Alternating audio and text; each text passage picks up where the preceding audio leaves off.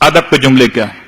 ارشاد فرماتے ہیں کہ انعم علی من شئت، انعام کرو اس پر جس کو چاہو، جس کو چاہو اس پر انعام کرو، تکن امیرہ، تم اس کے امیر ہو جاؤ گے۔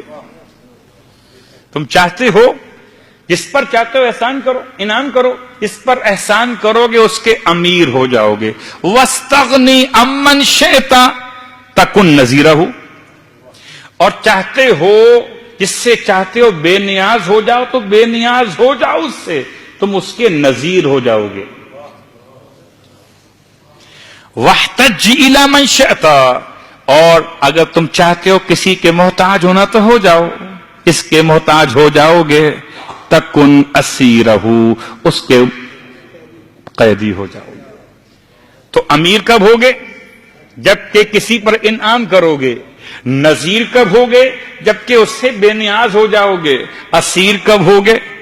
جبکہ اس کے محتاج ہو جاؤ گے۔ یہ تین کلمے ہیں ادب کے، کہ ان تین کلموں کو اگر سونے کے پانی سے لکھا جائے تو حق ادا نہیں ہو سکتا، اور مولائے متقیان کے ان کلمات کا جواب لانے سے دنیا آج تک قاصر ہے۔